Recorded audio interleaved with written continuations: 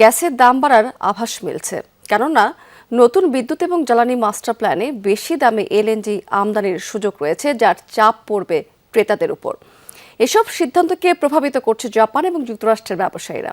এমন পর্যবেক্ষণ centre for policy dialogue সিপিডির। গবেষকদের অভিযোগ যে সরকারের 3-0 উদ্যোগ থেকে একটি 0 ঝরে যাচ্ছে। RFL gas stove hassle free auto ignition নিশ্চিত করে ঝামেলাহীন রান্না। আরএফএল গ্যাস স্টোভ নিরাপদ ও ঝামেলাহীন।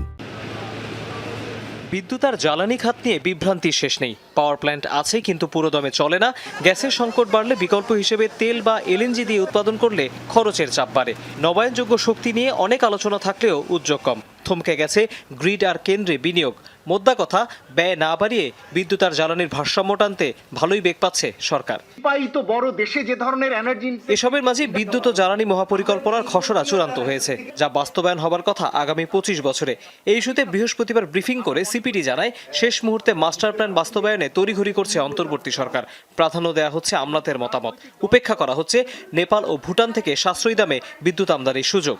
এলএনজি অবকাঠামো হওয়া মানে হলো এই অবকাঠামো বেস করে আগামী 50-60 বছর এটা কি ব্যবহার করতে হবে আপনার। সুতরাং ওটা তখন অবকাঠামোই জাস্টিফাই করবে, আরো এলএনজি আনো, আরো গ্যাস দাও, আরো এলএনজি আনো, আরো গ্যাস দাও। এই অবকাঠামোই তখন জাস্টিফাই, অন্যদিকে যেও না, তোমার অন্যদিকে যাওয়ার সুযোগ নেই, অলরেডি অবকাঠামো আছে তোমার। এই যে একটা বিশেষ সার্কেলের মধ্যে ঢুকে যেতে পারে এই ধরনের একটা এলএনজি ভিত্তিক অবকাঠামো তৈরিতে, এখান থেকে আর বের হওয়া সম্ভব হবে না।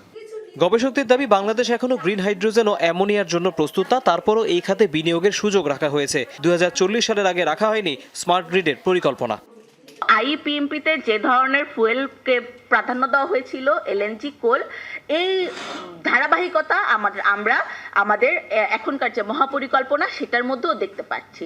এখানে সোলারের কিছুটা বেশি ইনকর্পোরেশন আছে, সেটা সত্যি, সেটা আমাদেরকে বলতে হবে, কিন্তু কোল এবং এলএনজি থেকে বের হয়ে আসার সম্ভাবনা এখানে দেখা যায়। সিপিডির আশঙ্কা, এসব সিদ্ধান্তে প্রভাব ফেলছে বিদেশি শক্তি। জাপানের সঙ্গে আপনারা জানেন ইকোনমিক পার্টনারশিপ এগ্রিমেন্ট আগামী 6 ফেব্রুয়ারি হওয়ার কথা, এবং আরেকটি হলো মার্কিন যুক্তরাষ্ট্রের সঙ্গে আমরা কিন্তু এখনো চুক্তি স্বাক্ষর হয়নি, যতদূর জানি এই চুক্তিটিও স্বাক্ষর হওয়ার কথা। এবং এই উভয় দেশের সঙ্গে সরকারের যে বাণিজ্য বিনিয়োগ সংক্রান্ত বিষয়গুলো, তার দিক থেকে উভয় দেশ থেকেই কিন্তু জ্বালানিগত বিষয়গুলোতে একটা বড় রকমের তারা অঙ্গীকার চেয়েছেন বলে আমাদের কাছে ইঙ্গিত রয়েছে। নির্বাচিত সরকার দায়িত্ব নেওয়ার পর বিদ্যুৎ ও জ্বালানি মাস্টার প্ল্যান পুনর্বিবেচনার পরামর্শ সিপিডির। তৌহিদ হোসেন, যমুনা নিউজ, ঢাকা।